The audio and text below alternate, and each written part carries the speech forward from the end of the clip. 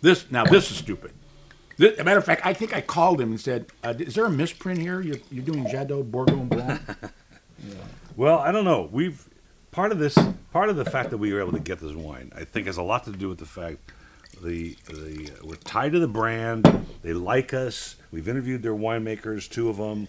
You know, we interviewed Jacques Lavier, who's now at Resonance in Oregon, Wow. and now Frederic Barnier, who's their current winemaker, and we're just a friend of the brand. And so when they had this opportunity pop up, they thought of us first. Well, good friends to have, because when you talk about Chardonnay and you talk about really great, really expensive Chardonnay, there's really only one place you're going to go, and that's Burgundy.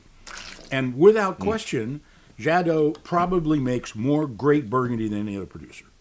I mean, For sure. You know how long their list is? I mean, they must have 300 wines. Yes, I know. And I remember going to a tasting of Grand Cru white Burgundies. It's like, oh my God. And then, oh my God, it's even better. I mean, the wines were just absolutely mind-boggling. They're just mind-boggling. So I got But asked. they're also, $500, $600, $700 a bottle too. Right. I got asked to come to Beverly Hills 2 months ago, and interview Mr. Barnier, the current winemaker, director of operations, and then we tasted through, 2017 barrel samples. Oh, wow. Okay, at crustaceans. And then we went to lunch. Now, I was, first of all, thinking, when they usually do those lunches post-tastings, there's a long table of 20 people, and all the guys from Young's or Estates, whoever's running the show, they're all there, and they're all trying to hobnob. No. Ended up being me, the winemaker, the young lady who's now in charge of North America, and some guy who's part of Young's, and he left early. So the 3 of us are sitting at Wally's having lunch, and I had this great conversation with them. And then they gave me 8 half bottles of the barrel samples that were left over from the tasting. Oh, cool. So I went home, and I immediately called 4 of my friends.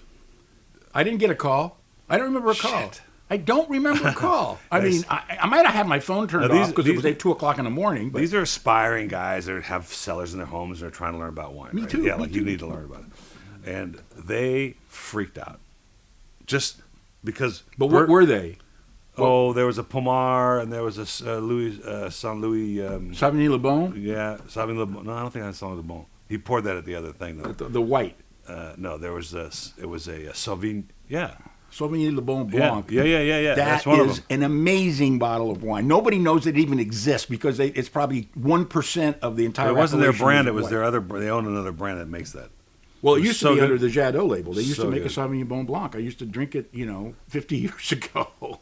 But what I was trying to explain to these guys about Burgundy versus any other district in the world is that these plots of land where the soil changes and they're so descriptive. There's only one grape, right? One white, one red. Period. The end. And all the differences, particularly with the Jadot wine, since there's one winemaker, is where was it grown? Well, yeah. That defines the wine, and nothing could be more expressive in the world than Burgundy when it comes to that. Well, yeah. But there's another problem that has to be addressed, and that is the average holding. If you take all the acres in Burgundy and you divide the number of people that own property in Burgundy into that number, the average holding is 1.5 acres, from which you might be able to make 150 cases of wine. That's it. Now, that's the average. A lot of people like Jadot own a lot of property, but they also buy a lot of stuff from people. Some guys own like 1 row or 2 rows. Well, what are they going to do? They can, they make enough. That's it. They grow enough grapes to make 3 bottles.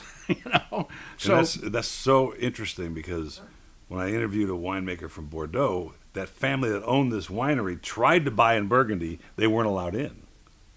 Because why? Because if you own a Grand Cru vineyard in Burgundy and you have this little piece of land, there's like a line of people waiting to get those grapes. If you don't want those grapes, somebody else is going to buy them and pay more for them, right? Yeah, there's no question. They're not selling. They're not going to sell that piece of land to anybody. The problem, though, is the fact that how much money are you going to make selling those grapes versus what it costs you to tend that land? And we're going to talk about, if you want, growing grapes and what that costs during the podcast. We're going to talk about that podcast. Okay, because I got some numbers from people and I was flabbergasted, to tell you the truth. Anyway, well, I'm 98. I love this wine. It's great. Not talking about the wine previously. What I'm fascinated by this, clearly Burgundy, not California Chardonnay, nothing like the 4 wines we've tasted already today from California Chards. that's the beauty of Burgundy, France. But 98 at also. $15.99, there are grapes that came from vineyards that wine sell for $100. Yeah. Okay,